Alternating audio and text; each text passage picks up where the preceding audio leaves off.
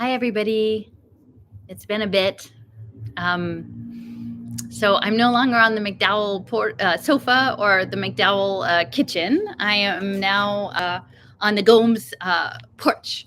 And I have, for the moment, relocated to Seattle to help my friend Cliff and sort of get a change of scenery after sort of all the big things happening in my life. And so I'm a welcome and happy guest on this lovely porch in Seattle that's overlooking the water, although you can't quite see it now because there's all sorts of trees that are all leafed out and green. And behind me, maybe you can kind of get a sense of it, is some of my friend Cliff's garden, which is full of amazing chicory and poppies and mint and rosemary and all sorts of things. And then the porch has his collection of ferns. So you'll see some of the beautiful ferns around behind me. So it's been a bit, and I just got a cord to like connect me to the internet. So I thought I'd spend an hour or so starting off reading this book. It's actually a children's book, but I know a lot of you guys appreciate the children's books. And a lovely woman who does translation work had recommended several books to me, including this one, and I ordered it. I order most of my books used from a Libris or whatever, a book, that sort of thing. And I accidentally, the first time I ordered it, it came in Russian.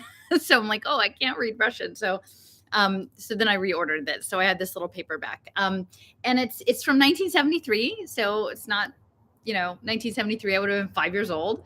And it's by this guy, Michael Ende, who evidently the book he's best known for is The Never Ending Story. And so I brought this with me on my trip. I'm here for a month in Seattle, and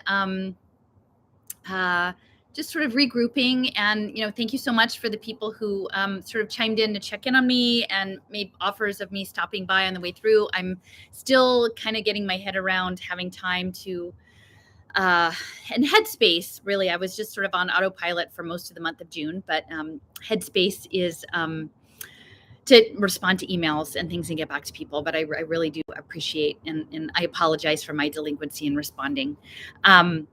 So I'm going to go ahead and read a bit of this book, but it's about friends, and it's about time, and it's about money.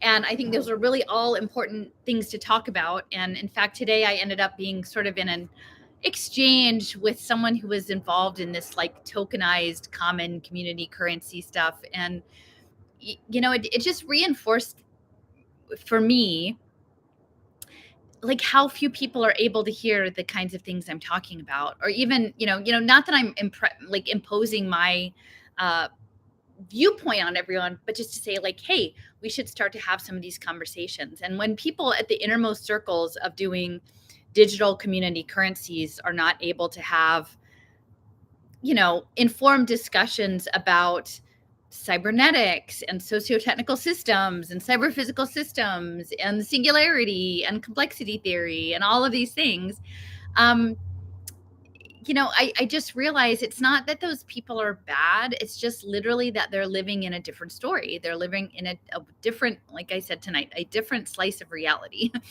And so I don't know what to do about that, because I really don't think, that you can get people to listen. They're really occupied with their own internal listening, and a lot of their own internal listening has to do with like blame and who's right and who's wrong and who's good and who's bad, and not just looking at what the things are going on. But it's about storytelling, and that's sort of what I said. I said, I think you're living in a story where you can be the hero, right? You can sort of just be really selective in what you understand about what this is. And that's a story, right? But I can't break you out of your story, and I'm not breaking out of my story. So, we'll just move on, and I sort of said, let karma sort things out afterwards. We're just in different parts of the game for the moment. But so I've had some run-ins with time lately, and being inside of time and being outside of time. And so I think this story about time and friendships will be worthwhile. So I'm going to start it off. The first page says, "Twinkle, twinkle, little star, how I wonder what you are, up above the world so high, like a diamond in the sky." Jane Taylor, 1783 to 1827. And it does say, does it have this? It says Michael Ende was born in 1929, the son of Edgar Ende, one of Germany's first surrealist painters. And I think like art has a lot to do with this, so that's interesting. He started out in life thinking he would be an actor, but found himself writing for cabaret and reviewing books for German radio. He lived in Rome for more than 20 years before returning to Germany in 1991. He died in 1995, and he was the author of over 30 books that were translated into many different languages and have sold millions of copies worldwide. His best-known book is Die Unendliche Geschichte, The Never-Ending Story. And so this is Momo from 1973. Part 1, Momo and her friends. The amphitheater. Now, I've mentioned a couple times how interested I was in this book, The Magus, that by John Fowles, Fowles, that Raoul had thought highly of. And so this idea of what we're in as a simulation, as a game, as a spectacle, as a play. So this book starting out in an amphitheater, I think is pretty significant. Chapter 1, The Amphitheater. Long, long ago, when people spoke languages quite different from our own, many fine big cities already existed in the sunny lands of the world. There were towering palaces inhabited by kings and emperors. There were broad streets, narrow alleyways, and winding lanes. There were sumptuous temples filled with idols of gold and marble. There were busy markets selling wares from all over the world, and there were handsome, spacious squares where people gathered to discuss the latest news and make speeches or listen to them. And last but not the least, there were theaters, or more properly, amphitheaters. An amphitheater resembled a modern circus, except that it was built entirely of stone. Seats for spectators were arranged in tiers, one above the other, like steps lining the crater of a man-made volcano. Many such buildings were circular, others semicircular, others oval. Some amphitheaters were as big as football stadiums, and others could hold no more than a few hundred people. Some were resplendent with columns and statues, others plain and unadorned. Having no roofs, amphitheaters were open to the sky. And this was why, in the more luxurious ones, spectators were shielded from the heat of the sun or from sudden downpours by gold embroidered awnings suspended above their seats. In simple amphitheaters, mats woven of rushes or straw served the same purpose. In short, people made their amphitheaters as simple or luxurious as they could afford, just as long as they had one, for our ancestors were enthusiastic playgoers. And whenever they saw exciting or amusing incidents acted out on stage, they felt as if these make-believe happenings were more real in some mysterious way than their own humdrum lives. And they loved to feast their eyes and ears on this kind of reality. Thousands of years have passed since then. The great cities of long ago lie in ruins, together with their temples and palaces. Wind and rain, heat and cold have worn away and eaten into the stonework. Ruins are all that remain of the amphitheaters too. Crickets now inhabit their crumbling walls, singing a monotonous song that sounds like the earth breathing in its sleep. A few of these ancient cities have survived to the present day, however. Life there has changed, of course. People ride around in cars and buses and have telephones and electric lights. But here and there among the modern buildings, one can still find a column or two, an archway, a stretch of wall, or even an amphitheater dating from olden times. It was in a city of this kind that the story of Momo took place. On the southern outskirts of the city, where the fields began and the houses became shabbier and more tumble down, the ruins of a small amphitheater lay hidden in a clump of pine trees. It had never been a grand place, even in the old days, just a place of entertainment for poor folk. And when Momo arrived on the scene, the ruined amphitheater had been almost forgotten. Its existence was known to a few professors of archaeology, but they took no further interest in it because there was nothing more to be unearthed there. It wasn't an attraction to be compared with others in the city either, so the few stray tourists or sightseers who visited it from time to time mostly clambered around on the grass-grown tiers of seats made a lot of noise, took a couple of snapshots, and went away again. And then silence returned to the stone arena, and the crickets started on the next verse of their interminable, unchanging song. The strange round building was really known only to the folk who lived in the immediate neighborhood. They grazed their goats there, their children played ball on what had been the central stage, and sweethearts would sometimes meet there in the evenings. One day, however, word went around that someone had moved into the ruins. It was a child. A girl, most likely, though this was hard to say because she wore such funny clothes. The newcomer's name was Momo. Aside from being rather odd, Momo's personal appearance might have shocked anyone who set store by looking clean and tidy. She was so small and thin that, with the best will in the world, no one could have told her age. Her unruly mop of jet black hair looked as if it had never seen a comb or a pair of scissors. She had very big, beautiful eyes as black as her hair, and feet of almost the same color, for she nearly always went around barefoot. Although she sometimes wore shoes in the wintertime, the only shoes she had weren't a pair, and besides, they were far too big for her.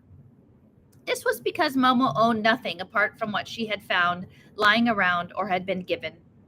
Her ankle-length dress was a mass of patches of different colors, and over it she wore a man's jacket, also far too big for her, with the sleeves turned up at the wrist.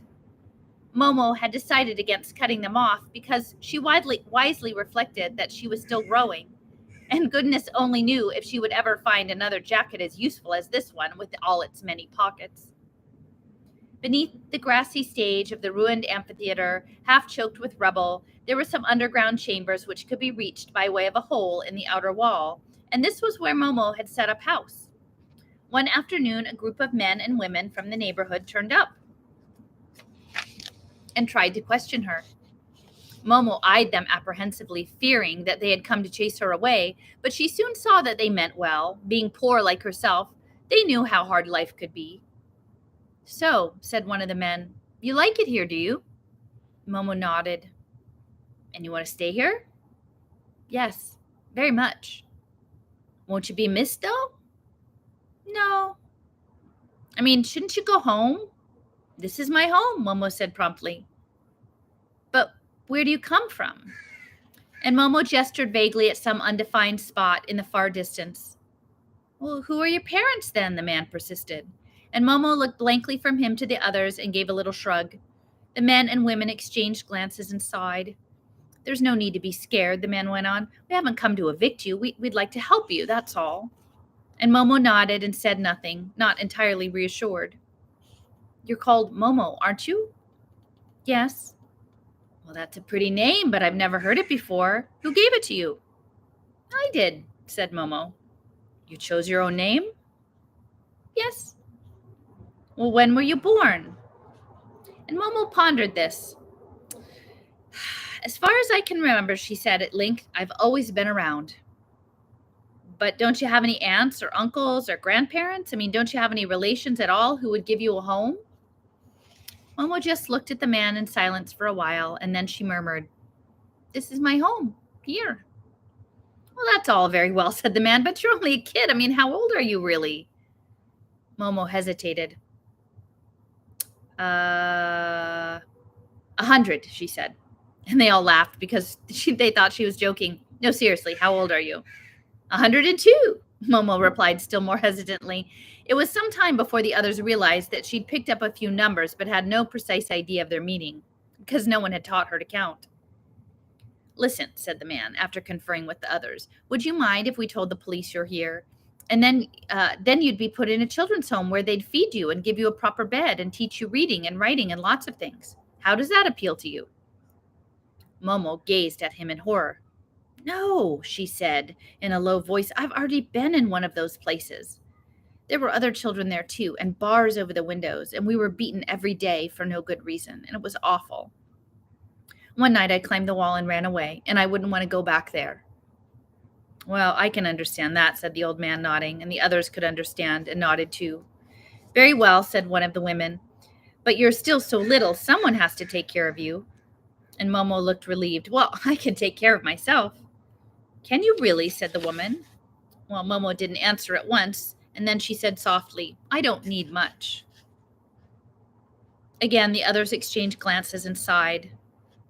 "Know something, Momo?" said the man who had spoken first. "We were wondering if you'd like to move in with one of us. I mean, it's true we don't have much room to ourselves, and most of us already have a horde of children to feed. But we reckon one more won't make any difference. What do you say?" "Thank you," Momo said, smiling for the first time. "Thank you very much. But couldn't you just let me go on living here?" And after much deliberation, the others finally agreed. And it occurred to them that she would be just as well off here as with one of them, so they decided to look after Momo together. It would be easier, in any case, for all of them to do so than for one of them alone. And they made an immediate start by spring cleaning Momo's dilapidated dungeon and refurbishing it as best they could. And one of them, a bricklayer by trade, built her a miniature cooking stove and produced a rusty stovepipe to go with it. The old man, who was a carpenter, nailed together a little table and 2 chairs out of some packing cases. And for the women folk, they brought a decrepit iron bedstead adorned with curlicues, a mattress with only a few rents in it, and a couple of blankets. And the stone cell beneath the stage of the ruined amphitheater became a snug little home. The bricklayer, who fancied himself as an artist, added the finishing touch by painting a pretty flower picture on the wall. He even painted a pretend frame around it and a pretend nail as well. And last of all, the people's children came along with whatever food they could spare. One brought a morsel of cheese, another a hunk of bread, another some fruit, and so on. And because so many children came, the occasion turned into a regular housewarming party. And Momo's installation in the old amphitheater was celebrated as zestfully as only the poor of this world know how. And that was the beginning of her friendship with the people of the neighborhood. Chapter 2. Listening. Momo was comfortably off from now on, at least in her own estimation. She always had something to eat, sometimes more, sometimes less, depending on circumstances and on what people could spare.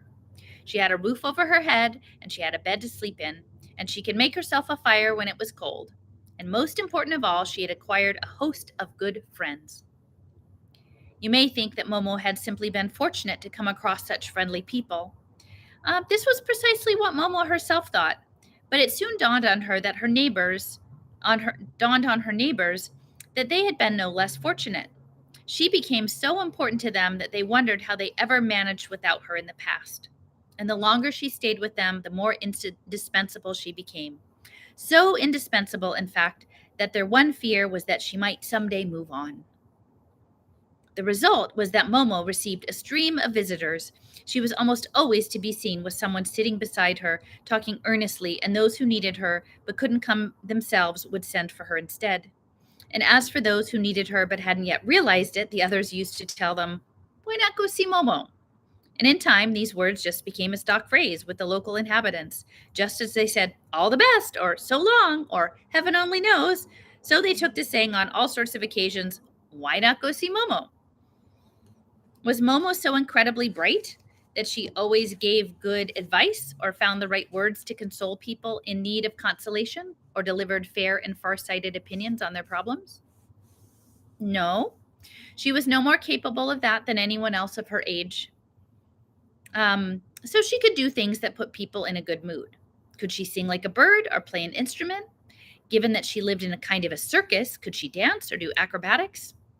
No, it wasn't any of these either. Was she a witch then? Did she know some magic spell that would drive away troubles and cares? Could she read a person's palm or foretell the future in some other way? No, what Momo was better at than anyone else was listening. Anyone can listen, you may say. What's so special about that? But you'd be wrong. Very few people know how to listen properly, and Momo's way of listening was quite unique.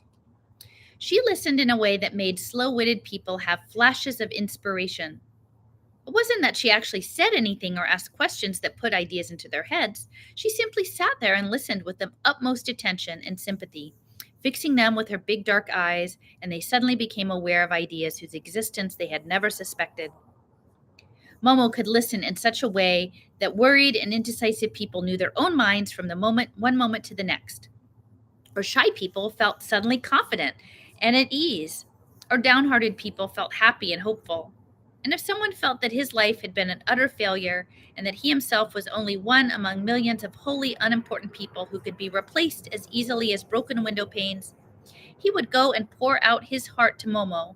And even as he spoke, he would come to realize by some mysterious means that he was absolutely wrong, that there was only one person like himself in the whole world, and that, consequently, he mattered to the world in his own particular way. Such was Momo's talent for listening. One day, Momo received a visit from two close neighbors who had quarreled violently and weren't on speaking terms. Their friends had urged them to go see Momo because, well, it didn't do for neighbors to live at daggers drawn. And after objecting at first, the two men had reluctantly agreed. One of them was the bricklayer who had built Momo's stove and painted the pretty flower on her wall. Salvatore by name, he was a strapping fellow with a black mustache that curled up at the ends. The other, Nino, was skinny and always looked tired. Nino ran a small inn on the outskirts of town, largely patronized by a handful of old men who spent the entire evening reminiscing over one glass of wine. Nino and his plump wife, Liliana, were friends of Momo's and had often brought her good things to eat. So there the two men sat, one on each side of the stone arena, silently scowling at nothing in particular. And when Momo saw how angry with each other they were, she couldn't decide which of them to approach first. Rather than offend either of them, she sat down midway between them on the edge of the arena and looked at each in turn, waiting to see what would happen. Lots of things take time, and time was Momo's only form of wealth. After two of them had sat there in silence for minutes on end, Salvatore abruptly stood up. "I'm off," he announced. "I've shown my goodwill by coming here, but the man's as stubborn as a mule, Momo. You can see that for yourself." And he turned on his heel. "Goodbye and good riddance," Nino called after him. "You needn't have bothered to come in the first place. I wouldn't make it up with a vicious brute like you." And Salvatore swung around, puce with rage. "Who is a vicious brute?" he demanded menacingly, retracing his steps. "Say that again, if you dare." "As often as you like," yelled Nino. "I suppose you think you're too big and tough for anyone to speak the truth to your face. Well, I will, to you and anyone else that cares to listen. That's right. Come here and murder me the way you tried to the other day." "I wish I had," roared Salvatore, clenching his fists. "There you are, Momo. You see the dirty lies he tells, and all I did was take him by the scruff of the neck and dunk him in the pool of slops behind that lousy inn of his. You couldn't even drown a rat in that." Addressing himself to Nino, he shouted, "Yes, you're still alive and kicking. Worse luck."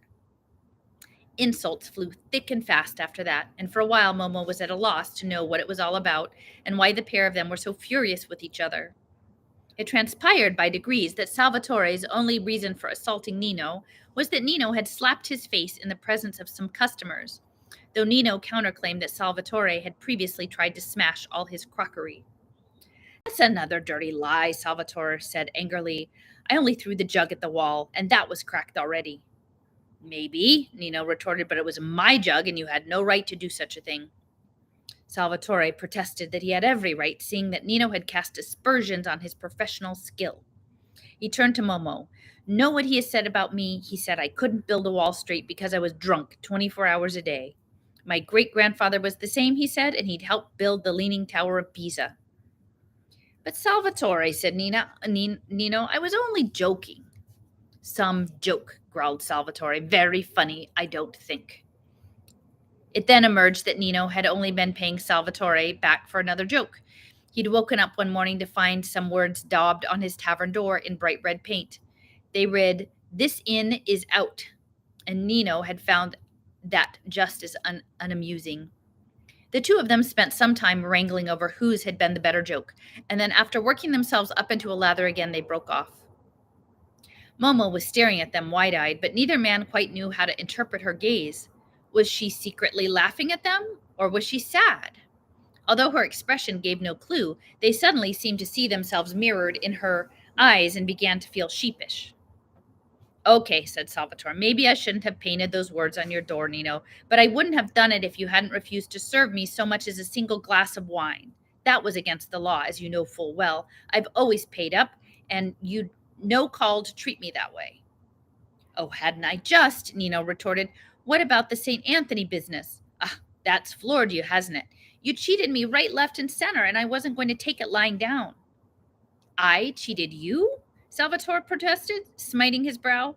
You've got it wrong, the wrong way round. It was you that tried to cheat me, but you didn't succeed. The fact was, Nino had hung a picture of St. Anthony on the wall of the bar room, a clipping from an illustrated magazine which he had cut out and framed.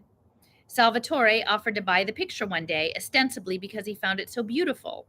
By dint of skillful haggling, Nino had persuaded Salvatore to part with a radio in exchange, laughing up his sleeve to think that Salvatore was getting the worst of the bargain.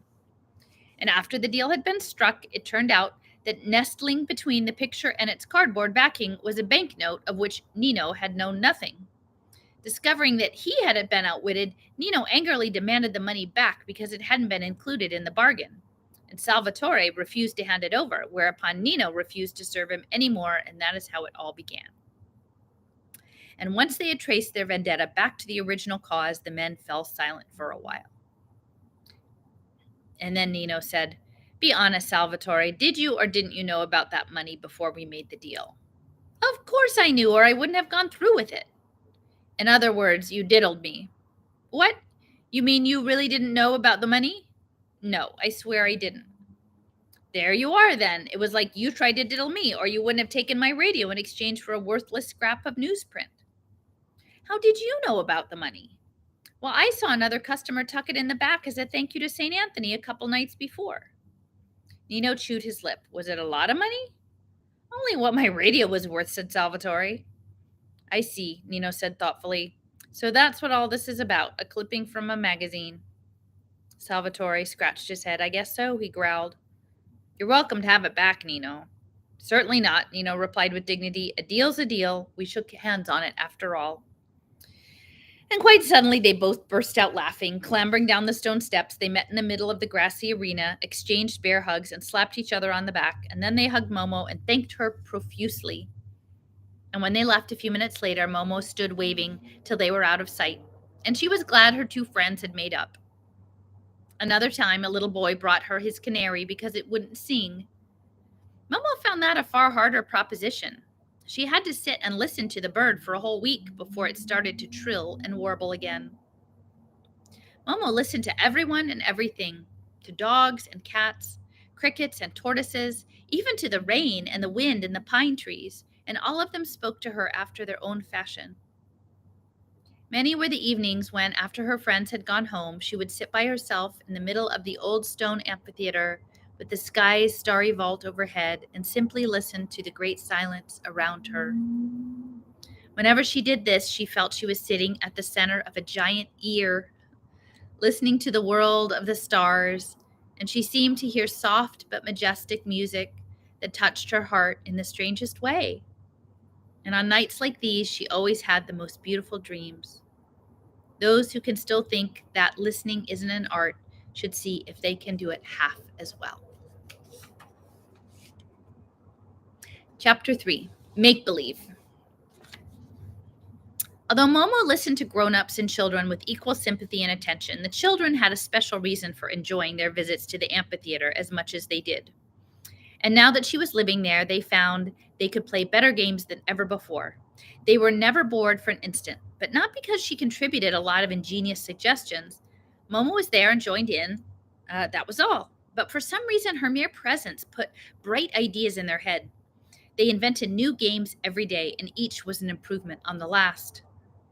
One hot and sultry afternoon, a dozen or so children were sitting around on the stone steps waiting for Momo, who had gone for a stroll nearby, as she sometimes did.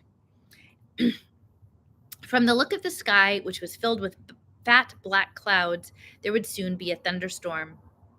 "I'm going home," said one girl, who had a little sister with her. "Thunder and lightning scares me." "Well, what about when you're at home?" asked a boy in glasses. "Does it scare you there?" "Well, of course it does," she said. "Well, then you may as well stay," said the boy. And the girl shrugged her shoulders and nodded, and after a while she said, "But maybe Momo won't turn up." "So what?" another voice broke in. It belonged to a rather ragged and neglected-looking boy. "Even if she doesn't, we can still play a game." "All right. But what?" "I don't know. Something or other?" "Something or other's no good. Anyone got an idea?" "I know," said a fat boy with a high-pitched voice. "Let's pretend the amphitheater's a ship, and we'll sail off across uncharted seas and have adventures. And I'll be the captain, and you can be first mate, and you can be a professor, a scientist, because it's a scientific expedition. And the rest of you can be sailors." "What about us girls?" came a plaintive chorus. "What'll we be?" "Girl sailors. It's a ship of the future." Well, the fat boy's idea sounded promising. They tried it out, but everyone started squabbling and the game never got underway. And before long, they were all sitting around on the steps again waiting. And then Momo turned up, and everything changed. The Argo's bow rose and fell as she swiftly but steadily steamed through the swells of the South Coral Sea. No ship in living memory had ever dared to sail these perilous waters, which abounded with shoals and reefs and mysterious sea monsters. Most deadly of all was the so-called traveling tornado, a waterspout that forever roamed the sea like some cunning beast of prey. The waterspout's route was quite unpredictable, and any ship caught up in its mighty embrace was promptly reduced to matchwood. Being a research vessel, of course, the Argo had been specially designed to tackle the traveling tornado. Her hull was entirely constructed of adamantium, a steel as tough and flexible as a sword blade, and had been cast in one piece by a special process that dispensed with rivets and welded seams. For all that, few captains and crews would have the courage to face such incredible hazards. Captain Gordon of the Argo had that courage. He gazed down proudly from the bridge at the men and the women of his crew, all of whom were experts in their particular field.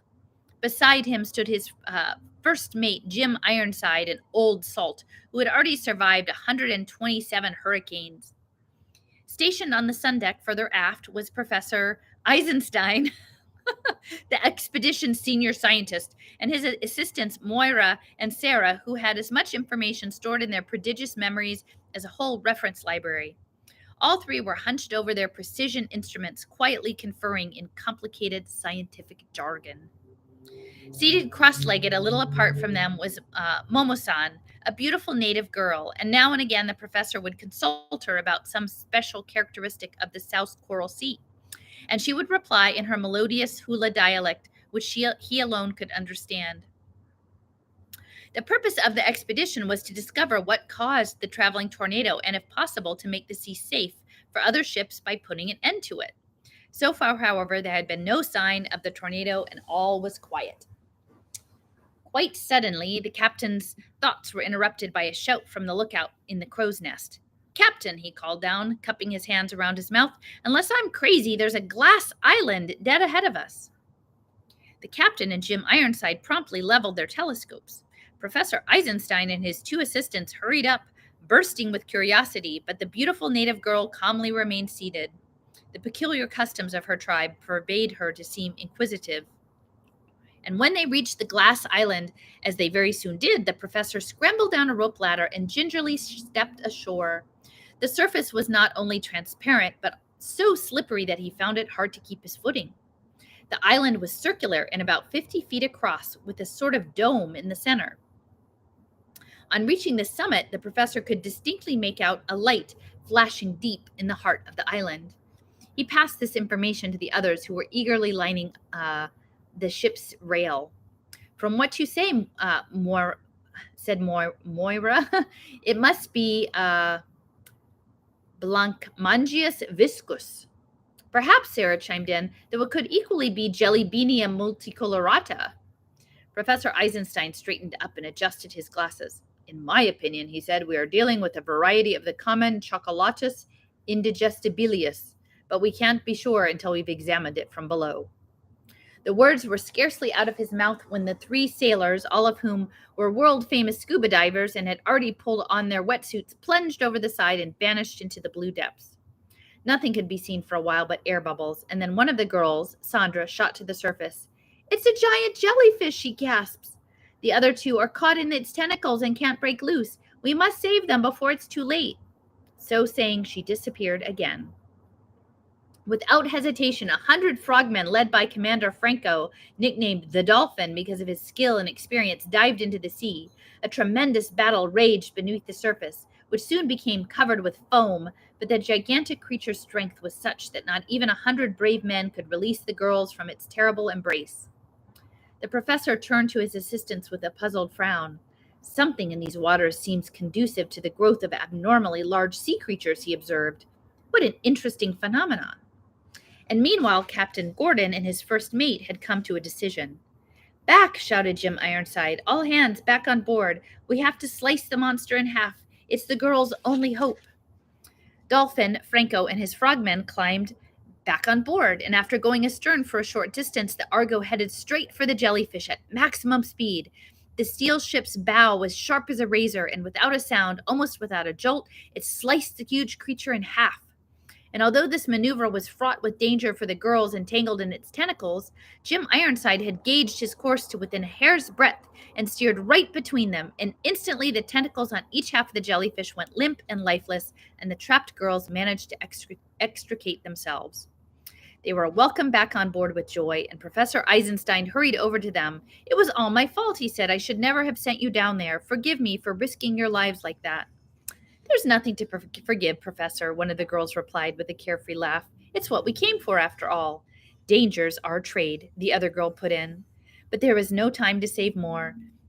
Because of the rescue operation, the captain and his crew had completely forgotten to keep watch on the sea, and only now, in the nick of time, did they become aware of the traveling tornado. It had appeared on the horizon and was racing towards them. An immense roller tossed the Argo into the air, hurled her on her side, and sent her plummeting into a watery abyss. Any crew less courageous and experienced than the Argos would have been washed overboard or paralyzed with fear by this very first onslaught. But Captain Gordon stood foursquare on his bridge as though nothing had happened, and his sailors were just as unperturbed. Momo-san, the beautiful native girl, being unaccustomed to such storm-tossed seas, was the only person to take refuge in a lifeboat. The whole sky turned pitch black within seconds. Shrieking and roaring, the tornado flung itself at the Argo, alternately catapulting her sky high and sucking her down into a cavernous trough. Its fury seemed to grow with every passing minute as it strove in vain to crush the ship's steel hull. The captain calmly gave orders to the first mate, who passed them to the crew in a stentorian voice. Everyone remained at his or her post. Professor Eisenstein and his assistants, far from abandoning their scientific instruments, used them to estimate where the eye of the storm must be, for that was the course to steer. And Captain Gordon secretly marveled at the composure of these scientists, who were not, after all, as closely acquainted with the sea as himself and his crew. A shaft of lightning zigzagged down and struck the ship's hull, electrifying it from stem to stern, and sparks flew wherever the crew touched anything. But none of them worried. Everyone on board had spent months training hard for just such an emergency. The only trouble was the thinner parts of the ship. The cables, the stanchions, for instance, began to glow like the filament in an electric light bulb, and this made the crew work harder despite the rubber gloves they were wearing. And fortunately, the glow was soon extinguished by a downpour heavier than anyone on board, with the exception of Jim Ironside, had ever experienced. There was no room for any air between the raindrops. They were too close together, and so they all had to put on masks and breathing apparatus. Flashes of lightning and peals of thunder followed one another in quick succession. The wind howled, and mast-high breakers deluged everything with foam. With all the engines running full ahead, the Argo inched her way forward against the elemental might of the storm, and down below in the boiler rooms, engineers and stokers made superhuman efforts. They had lashed themselves in place with stout ropes so that the ship's violent pitching and tossing would not hurl them into the open furnaces. But when at long last the Argo and her crew reached the innermost eye of the storm, what a sight confronted them! Gyrating on the surface of the sea, which had been ironed as flat as a pancake by the sheer force of the storm, was a huge figure. Seemingly poised on one leg, it grew wider the higher one looked, like a mountainous humming top, rotating too fast for the eye to make out any detail. "Oh, a teetotum elasticum," the professor exclaimed gleefully, holding onto his glasses to prevent them from being washed off his nose by the rain. "Maybe you'd care to translate that?" growled Jim Ironside. "We're only simple seafaring folk, and—" "Don't bother the professor now," Sarah broke in, "or you'll ruin a unique opportunity. This spinning top creature probably dates from the earliest phase of life on Earth. It must be over 1 billion years old. The one variety known today is so small that you can only see it under a microscope. It is sometimes found in tomato ketchup, or even more rarely in chewing gum. A specimen as big as this may well be the only one in existence." But we're here to eliminate it, said the captain, shouting to make himself heard above the sound of the storm. All right, Professor, tell us how to stop that infernal thing. Your guess is as good as mine, the professor replied. We scientists have never had a chance to truly study it. Very well, said the captain. We'll try a few shots and see what happens. What a shame, the professor said sadly. Fancy shooting the sole surviving specimen of a teetotum elasticum. But the anti-friction gun had already been trained on the giant spinning top. Fire, ordered the captain. The twin barrels emitted a tongue of flame a mile long. There was no bang, of course, because an anti-friction gun, as everyone knows, bombards its target with proteins. Proteins. The flaming missiles streaked towards Teetotum, but were caught and deflected. They circled the huge figure a few times, traveling ever faster, ever higher, until they disappeared into the black clouds overhead. It's no use, Captain Gordon shouted. We'll simply have to get closer. We can't, Sir Jim Ironside shouted back. The engines are already running full ahead, and that's only just enough to keep us from being blown astern. Any suggestions, Professor? The captain asked. But Professor Eisenstein merely shrugged. His assistants were equally devoid of ideas. It looked as if the expedition would have to be abandoned as a failure. And just then, someone tugged at the professor's sleeves. It was Momo-san, the beautiful native girl. Malumba, she said, gesturing gracefully. Malumba ositu sono. Erweni samba insaltu lobobindra. Kramuna hu beni sagudgao. The professor raised his eyebrows. Babalu, he said inquiringly. Didi maha finozi into ge doinen malu baba? The beautiful native girl nodded eagerly. Dodo alpha shumalat va vada, she replied. Oui, said the professor thoughtfully, stroking his chin. What does she say? Said the first mate. She says, explained the professor, that her tribe has a very ancient song that would send the traveling tornado to sleep, or would, if anyone were brave enough to sing it to the creature. Don't make me laugh, growled Jim Ironside. Who ever heard of singing a tornado to sleep? What do you think, Professor? Asked Sarah. Is it scientifically feasible? Well, one should always try to keep an open mind, said the professor. Many of these native traditions contain a grain of truth. The teetotum elasticum may be sensitive to certain sonic vibrations. We simply know too little about its mode of existence. Well, it can't do any harm, the captain said firmly, so let's give it a try. Tell her to carry on. The professor turned to Momo-san and said, Malumba didi osefal hua vavandu. And she nodded and began to sing her most peculiar song, and it consisted of a handful of notes repeated over and over again. Eni meni alubeni, vana tai susura teni. And as she sang, she clapped her hands and pranced around in time to the refrain. And the tune and the words were so easy to remember that the rest joined in, one after another, until the entire crew was singing and clapping and cavorting around in time to the music. And nothing could have been more astonishing than to see the professor himself and that old sea dog, Jim Ironside, singing and clapping like children in a playground. And then, lo and behold, the thing they never thought would happen came to pass. The traveling tornado rotated more and more slowly until it came to a stop and began to sink beneath the waves. And with a thunderous roar, the sea closed over it, and the storm died away, and the rain ceased, and the sky became blue and cloudless, and the waves subsided, and the Argo lay motionless on the glittering surface, as if nothing but peace and tranquility had ever reigned there. Members of the crew, said Captain Gordon, with an appreciative glance at each in turn, we pulled it off. The captain never wasted words, and they all knew that they were doubly delighted when he added, I'm proud of you. I think it must really have been raining, said the girl who had brought along her little sister along. I'm soaked, that's for sure. And she was right. The real storm had broken and moved on, and no one was more surprised than she to find that she had completely forgotten to be scared of the thunder and lightning while sailing aboard the Argo. And the children spent some time discussing their adventurous voyage and swapping personal experiences, and then they said goodbye and went home to dry off. And the only person slightly dissatisfied with the outcome of the game was the boy who wore the glasses.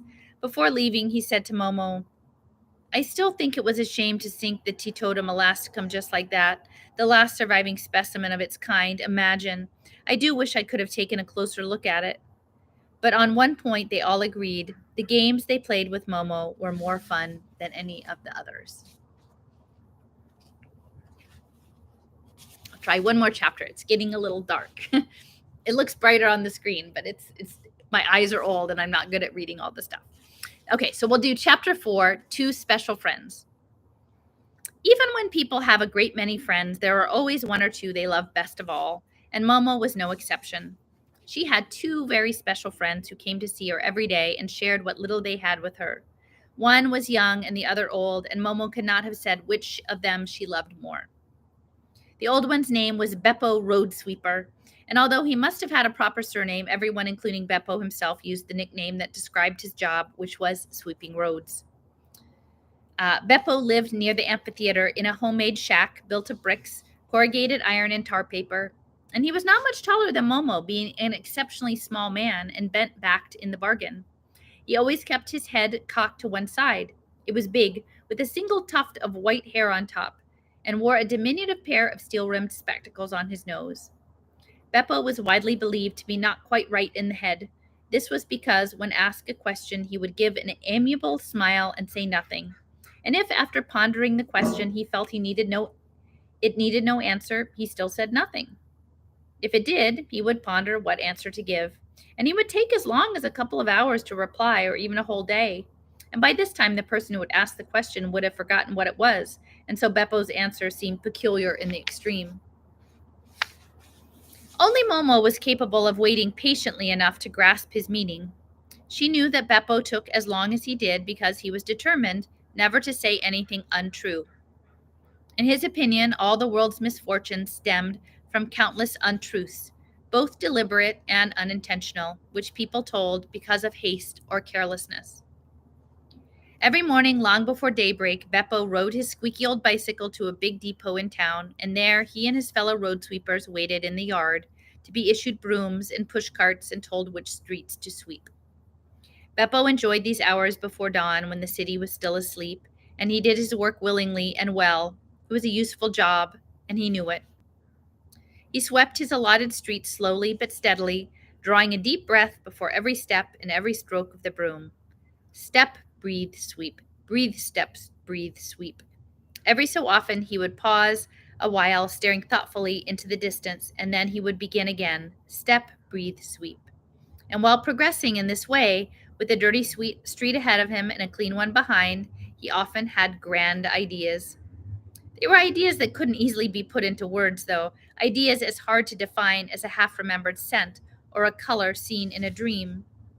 When sitting with Momo after work, he would tell her his grand ideas, and her special way of listening would loosen his tongue and bring the right words to his lips. You see, Momo, he told her one day, it's like this.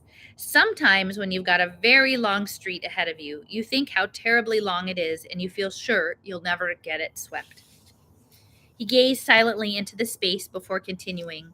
And then you start to hurry, he went on, and you work faster and faster, and every time you look up, there seems to be just as much left to sweep as before.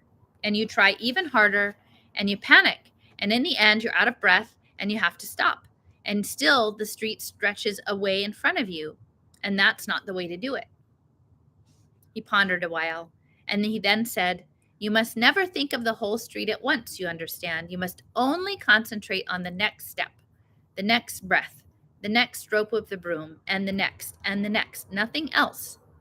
And again he paused for thought before adding, that way you enjoy your work, which is important, because then you make a good job of it, and that's how it ought to be. And there was another long silence, and he went on, and all at once, before you know it, you found you swept the whole street clean, bit by bit. And what's more, you aren't out of breath. He nodded to himself, and that's important too, he concluded. Another time, when he came and sat down beside Momo, she could tell from his silence that he was thinking hard and had something very special to tell her. Suddenly, he looked her in the eye and said, I recognized us. It was a long time before he spoke again, and then he said softly, it happens sometimes at midday when everything's asleep in the heat of the sun. The world goes transparent like river water, if you know what I mean. You can see the bottom.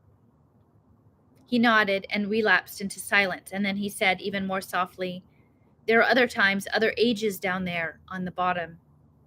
And he pondered again for a long time, searching for the right words, and they seemed to elude him because suddenly he said in a perfectly normal tone of voice, "I was sweeping alongside the old city wall today, and there are 5 different colored stones in it, and they are arranged like this, see?" And he drew a big T in the dust with his forefinger, and he looked at it with his head on one side, and all at once he whispered, "I recognize them. The stones, I mean."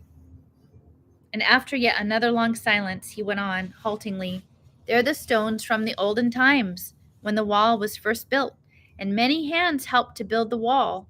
But those stones were put there by 2 particular people, and they were meant as a sign. You see it?" I recognized it. And Beppo rubbed his eyes. The next time he spoke, it was with something of an effort. "They look quite different then, those 2, quite different." His concluding words sounded almost defiant. "I recognized them, though," he said. They were you and me. I recognized us."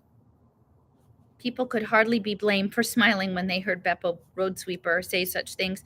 Many of them used to tap their heads meaningfully behind his back, but Momo loved him and treasured every word he uttered. Momo's other special friend was not only young, but the exact opposite of Beppo in every respect. A handsome youth with dreamy eyes and an incredible gift of gab. He was always playing practical jokes and had such a carefree, infectious laugh that people couldn't help joining in. His first name was Girolamo, but everyone called him Guido. Like Beppo, Guido took his surname from his job, although he didn't have a proper job at all. One of his many unofficial activities was showing tourists around the city, and so he was universally known as Guido Guide. His sole qualification for the job was a peaked cap, which he promptly clapped on top of his head whenever any tourist strayed into the neighborhood. And then, wearing his most earnest expression, he would march up and offer to show them the sights. If they were rash enough to accept, Guido let fly, and he bombarded his unfortunate listeners with such a multitude of made up names and dates and historical events that their heads started spinning, and some of them saw through him and walked off in a huff.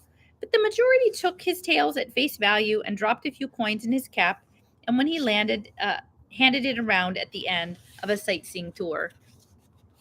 And although Guido's neighbors used to chuckle at his flights of fancy, they sometimes looked stern and remarked that it wasn't really right to take good money for dreaming up a pack of lies.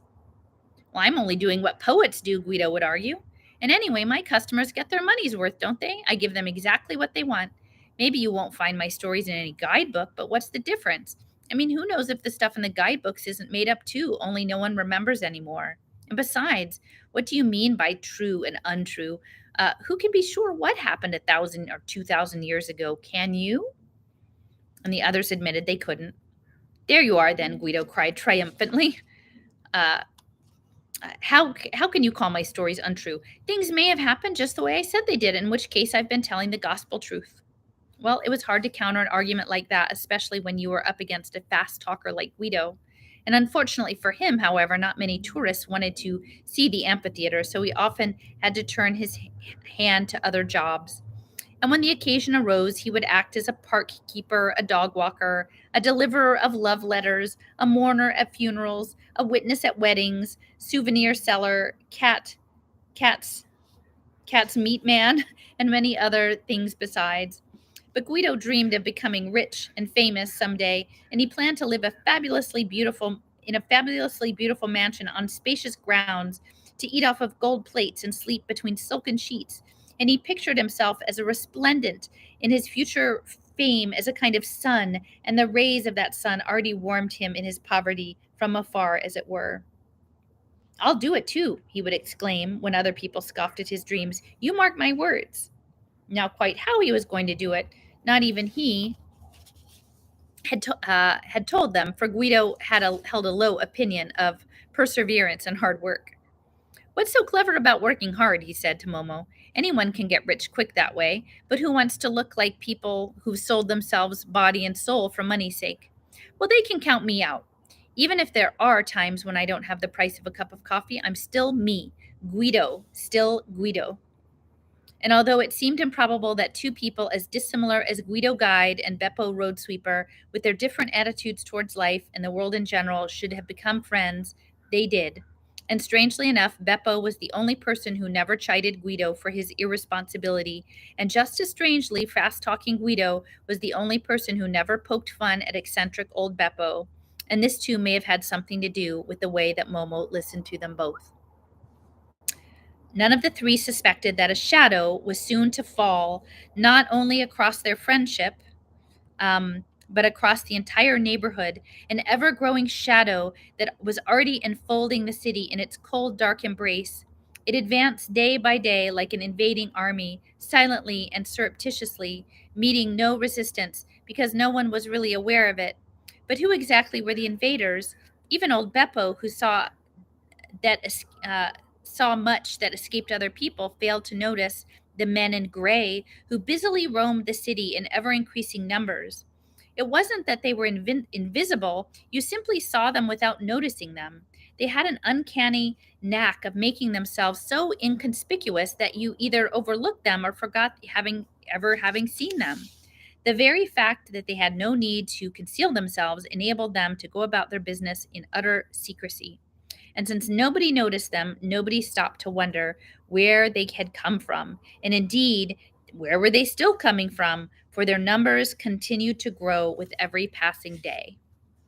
The men in gray drove through the streets in smart gray limousines, haunted every building, frequented every restaurant, and from time to time they would jot something down in their little gray notebooks.